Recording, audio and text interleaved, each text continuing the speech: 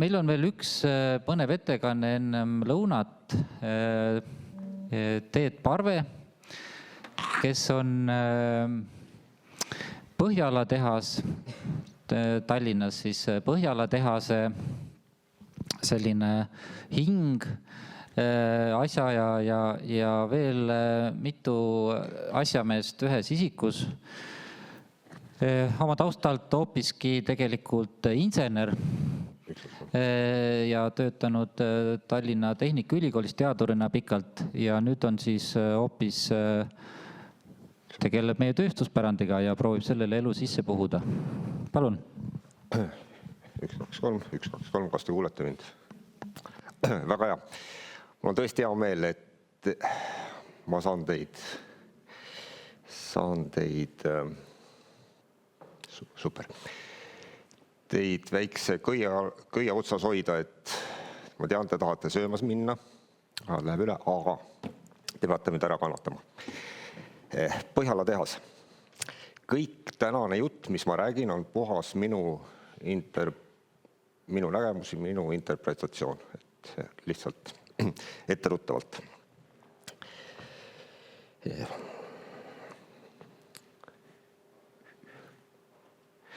Niimoodi.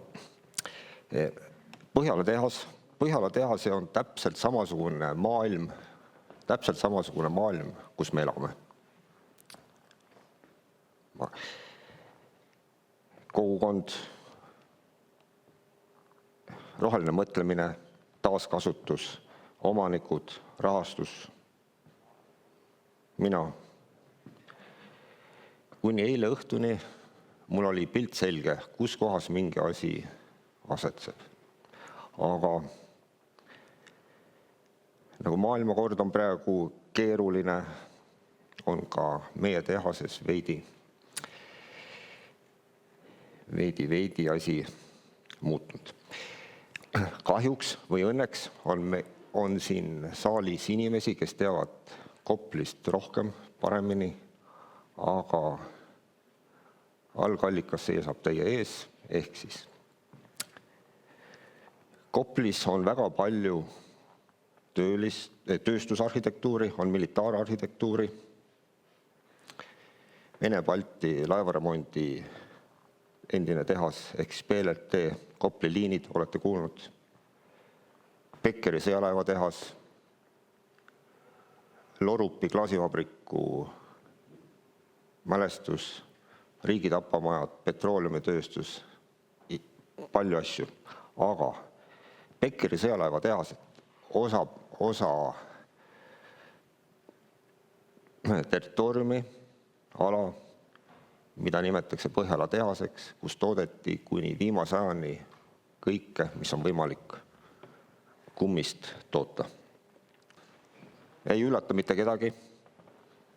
Selline see asi oli. Seega teid ei üllata. Aga sellest mingist asjast peab lahti saama, et sinna saaks midagi tekitada. Meie üritasime kultuuritehast, mina ei nimeta seda kultuuritehaseks, kuna kultuuritehas on meil Tartus ja sellele ei maksa võistelda, mina nimetan seda kultuurihaiglaks. Iga asja käimatõmbamiseks, alustamiseks on tarvis äratajaid. Õnneks on olemas palju noori inimesi, kellel on sära silmas, kes on rõõmsad, kes on täis tahtmist ja ka mina, siis mul ei olnud veel halle juukseid. Aga et mingi asja käimatõmbamiseks on tarvis inimesi. Teine asi, mida on vaja, on tarvis kehale või pärandile lugu. Kõige paremat lugu räägivad inimesed, kes on sellega seotud. Inimestelt tuleb see asi kätte saada. Jälle õnneks on olemas veel palju, telefonid võite panna landscape'is, saate parema pildi. Et inimestelt tuleb see jutt kuidagimoodi kätte saada. Ja kui see jutt on kätte saadud, siis seda võib edasi rääkida et põlise hiidlasena ma võin öelda, et lugu ei pea olema tõsi, aga ta peab kõlama hästi. See on niisugune,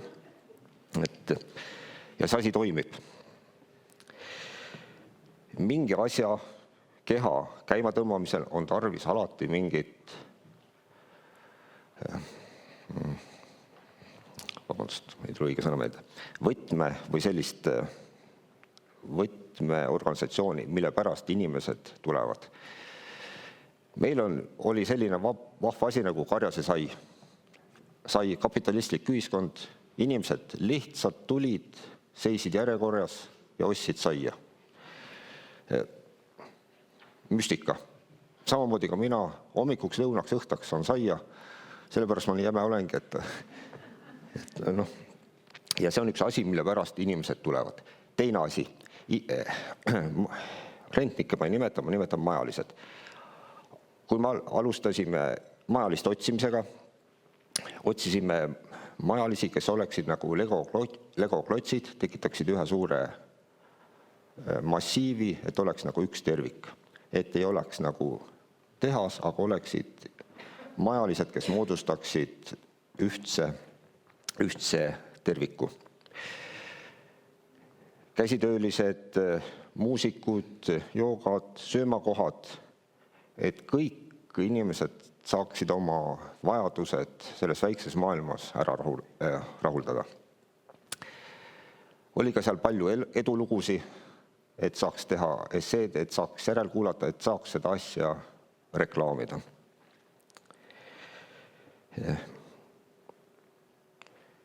Unistus, et kõik majalised, kes tuleksid, saaksid tegeleda sellega, milleks nad olid, mis on nende kutsumus, et nendel oleks sära silmas, et see oleks nagu rõõm. Peale selle, et majalised oleksid rõõmsad, üldruumid, konkreetselt arhitekti või sisekujundaja nägemus ja see, kuidas asi välja paistis. Et kui sa käid seal, oled töökohal, tehases, et see oleks nagu, et siin mingi asi sind nagu kutsuks sinna järele. See ei ole arhitekti nägemus, see on nii nagu oli ja nii nagu välja kutsus. Välja palju, päike paistab, tavaliselt nii palju päikest ei paista, aga nii.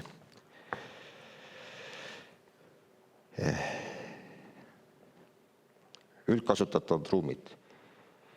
Nii palju, kui on inimesi, nii palju on nägemusi ja igaüks tahab saada oma sellist, et oma hinge, oma kätt sinna nagu sisse panna, et see asi oleks nagu eristuv ja mida võiks nagu meenutada.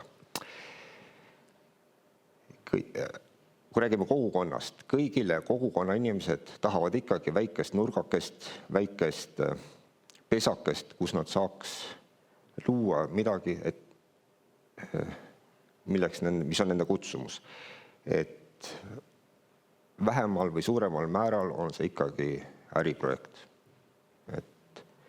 Et kuskilt peab raha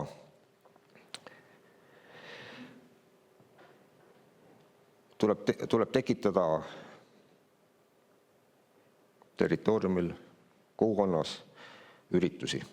Kõige parem, kõige raskem ja kõige parem on tekitada oma üritusi. Näiteks isetehtud matkaautode festival, täiesti fenomen. Siis korgifest. Korgi mitte joogi, koerte. Et kujutage ette üks korgi, pole midagi, 2 tükki on ka tore, aga kui neid on 150 tükki, see on niisugune, see on nagu lumepall, mis läheb ise veerema.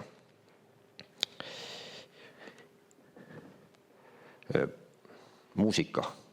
Vähemal või suuremal määral muusika kõnetab inimesi,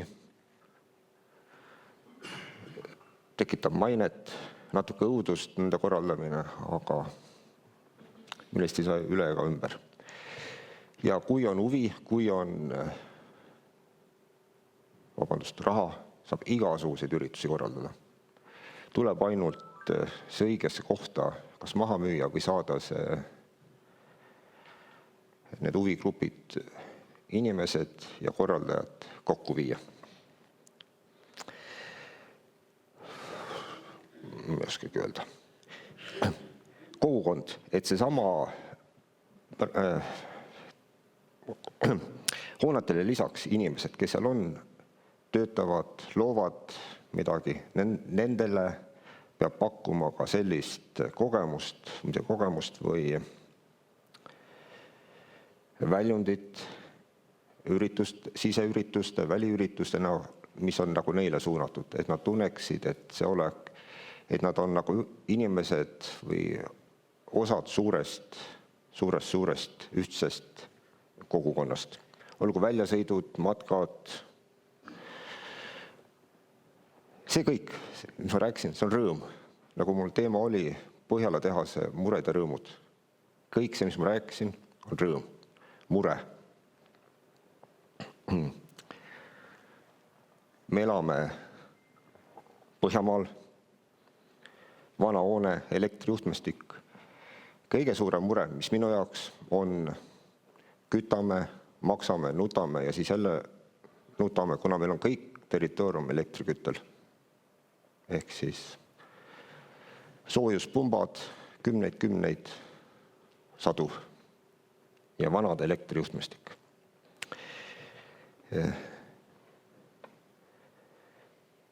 Elus peab särtsu, värvi olema, et sellest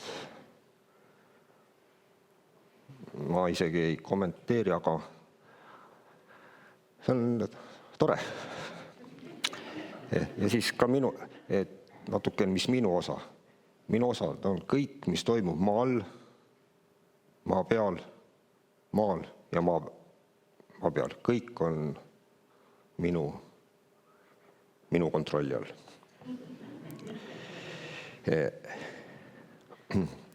Rõõmuks või mureks,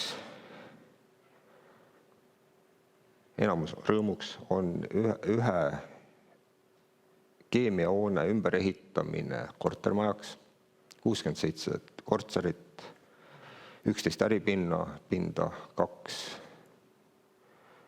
eelmine aasta tunnustust. See läks väga hästi meie mudelisse, ehk siis inimesed, kes elavad meie juures, töötavad meie juures, kasutavad meie territooriumi hüvesi, saia, õlu. Põhjala õlletööstus, me ei ole üldse seotud. Meil on oma õlletööstus, veel parem. Aga seda ma ei reklaami.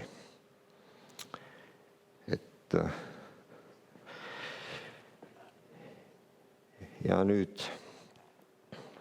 jõuamegi uuesti sinna punkti, kust me alustasime, et kõik need komponendid, mida ma enne nimetasin, mis osas need on meie maailmas või meie tehases.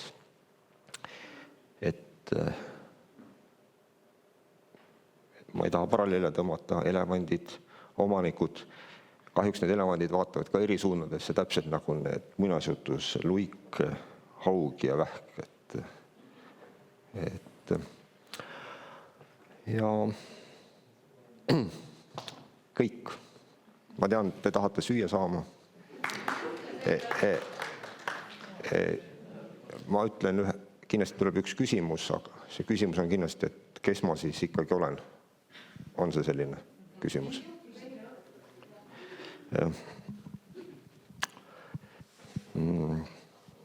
Narveerisin. Olen Teet.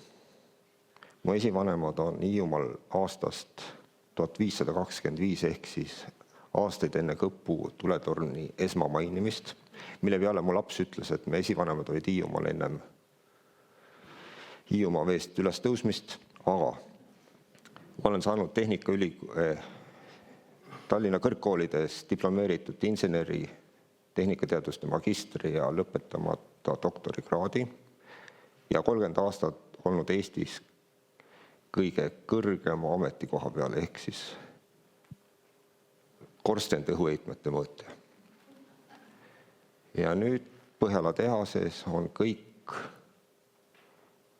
kandev jõud, mitte see kilpkonn, betoon, kivi, ehitus, elekter, turvateenistus, lumekoristus, kanalisatsioon, vesi, lepingud, üritused ja ka majaliste südamehoidja. Ehk siis kõik. Aitäh!